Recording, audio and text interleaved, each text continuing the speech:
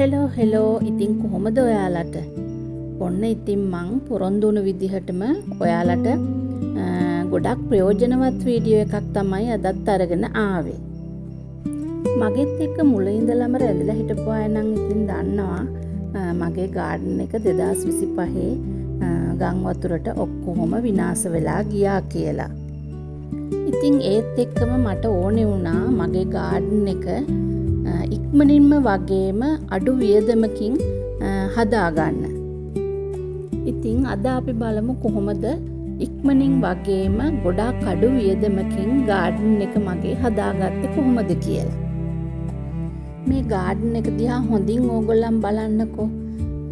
මේ ගාඩන් එකේ තැනින් තැන එක එක පාටින් පිපෙන මල් හිටවලා තියෙනවා. ඒ වගේම තමයි ඉතින් එක එක පාටින් ලස්සන කොළ වර්ගත් මම තැනින් තැන හිටවගෙන තියෙනවා. ඔයාලා මේ දකින්නේ මගේ ගාඩන් එකේ මම කෝලියාස් හිටවගෙන තියෙන හැටි. ඉතින් මේ කෝලියාස් ඇත්තටම ලොකු මුදලක් වෙන්නේ නැහැ. මම ඒවයෙන් පැල අරගෙන ඒවා ටිකක් ලොකු වෙනකොට ඒවයෙන් අතු කපලා ආපහු පෝච්චිවල හිටවගෙන තමයි මේ ගාඩන් එකේ තැනින් තැන තියලා මේ විදිහට ලස්සන කරගත්තේ. මම මෙතන මේ ගාඩන් එකට වැටක් වගේ හදාගෙන තියෙන්නේ ජෑම් බෝතල් සහ මේ වීදුරු බෝතල්. ඉතින් බලන්නකෝ ඒ ටික මම ප්‍රයෝජනෙට අරගෙන තියෙන විදිහ. ඉතින් ගෙදරින් ඇත්තටම අයින් කරන බෝතල් ඔයාලට පුළුවන් මේ වගේ වතුර නොරැඳෙන විදිහට ඔයාලගේ ගාඩන් එකට එකතු කරගන්න. මම මේ බෝතල් වල කට තියෙන පැත්ත ඔක්කොම පොළව යටට යට කරගෙන තමයි මෙහෙම වැටක් වගේ හදාගෙන තියෙන්නේ. ඉතින් මේ බලන්නකො මෙතන මම සිමෙන්ති ගල් මගේ ගාඩන් එකේ අර වැට දිගට එකතු කරගෙන තියෙනවා. මේවා ඉතින් මමම හදාගත්තේ ඒවා තමයි. මේකට මම පාවිච්චි කරලා තියෙනවා වැලි කොටස් දෙකකට සිමෙන්ති කොටස් එකක් දාලා ටිකක් වතුරත් වැඩිපුර දාලා කලවම් කරගෙන මේ ගලේ ෂේප් එකේ ඉන්න මම කරේ පොඩි shopping bags වලට එක සමාන ප්‍රමාණ වලින් ඒ බදාම එක පිරෙව්වා. පුරවලා ඒ shopping bag වල කට හොඳට තදින් ගැට ගහගත්තා. ඉතින් එහෙම කරලා වේලගෙන තමයි මම මේ ගල් හදාගෙන තියෙන්නේ. ඉතින් ඇත්තටම ඒක තවත් ලස්සන කරන්න මම උඩින් සිමෙන්ති ටිකක් දිය කරලා ඒක ඒ ගල උඩින් ගාගෙන තමයි මම මේ හදාගෙන තියෙන්නේ. මගේ ගාඩන් එකේ පිළිවෙල ගැන හිතලා මම කරපු දෙයක් තමයි මේ තියෙන තනකොළ තියෙන ඒරියා එකකින් මගේ මල් වවන ඒරියා එක වෙන් කරගන්න මම හැමතිස්සෙම මෙන්න මේ වගේ මල් වැටි පාවිච්චි කරලා තියෙනවා. ඉතින් ඇත්තටම මේ මල් වැටියක් හදන්න ගොඩාක් ලොකු මුදලක් යන්නේ නැහැ. මම පැල 2-3ක් අරගෙන ඒවා ටිකක් බිම ඉඳලා ලොකු වෙනකොට මම ඒවෙන් අතු කපලා හිටවලා තමයි මම මේ මල් වැටි හදාගෙන තියෙන්නේ. අනිත් එක තමයි ඉතින් ගාඩන් එකක් ලස්සන කරගන්න මේ හිටවන මල් පැල මල් පෝච්චි වලම හිටවන්න ඕනද? එහෙම නෑ. මේ බලන්නකො මෙතන මම මේ ගෙදරට ගෙන ආපු කෑන් එකක් අයින් කරන එකක් තමයි මේ කපලා පාවිච්චි කරලා තියෙන්නේ. මේවා මල් හිටවන්න ගද්දී ඔයගොල්ලන් හොඳට සිදුරු කරගන්න ඕන. යටින් හොඳට සිදුරු කරගත්තට පස්සේ මේ මල් පැල ගාඩන් එකේ තිබ්බහම මේ මල් පැලවල මුල් ඒ සිදුරු ඇතුලෙන් යටටම ගිහිල්ල ඉවරලා ඇත්තටම පොළවට යනවා. ඉතින් එහෙම වුණාම මල් ගහ සරුවට හැදෙනවා.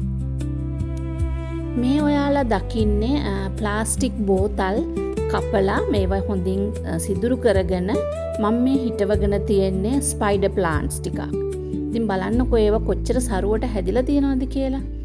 ඉතින් මේ වගේ පොඩි බෝතල් වල හිටවගෙන මම ගාඩන් එකේ තැනින් තැන තියලා තමයි ගාඩන් එක ලස්සන කරගන්නේ. ඉතින් අර හිස් තැන්වල ඒ විදිහට පොඩි භාජනවල හිටවපු මල් පැල තිබ්බහම ඇත්තටම හරිම ලස්සනයි. ඔයාලා මෙතන මේ දකින්නේ මම මොන්ස්ටෙරා පැලේ තියාගෙන තියෙන විදිහ. ඇත්තට මේක උසින් තියාගන්න ඕන නිසා මම ඒකට තින්ත බකට් එකක් තමයි පාවිච්චි කරලා තියෙන්නේ. වතුර රැඳෙන්නේ නැති විදිහට මම මේක අනිත් පැත්ත හරවලා ඒකට උඩින් කිරි හට්ටියක් තියාගෙන තමයි මම මේ මොන්ස්ටෙරා පැලේ තියාගෙන තියෙන්නේ.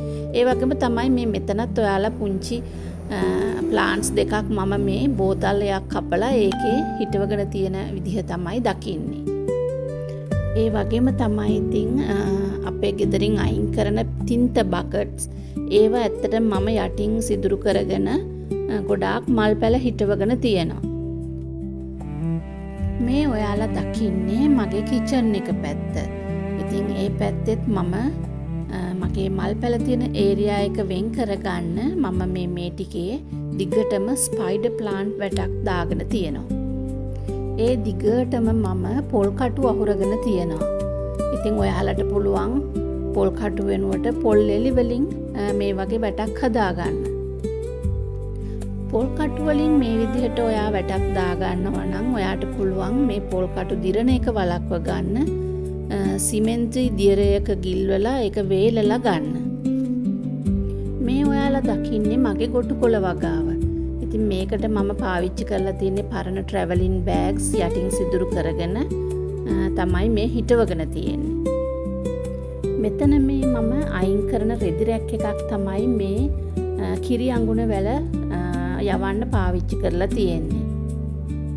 ඉතින් බලන්නකො මේ වගේ ඒවා ගොඩාක් ඔයාලටත් ප්‍රයෝජනයට ගන්න පුළුවන් කිසිම වියදමක් නැතුව.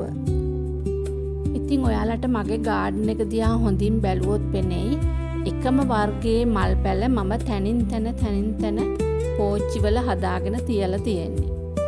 ඉතින් ඇත්තටම ලොකු මුදලක් මම මේ ගාඩන් එකට වියදම් කරලා නැහැ.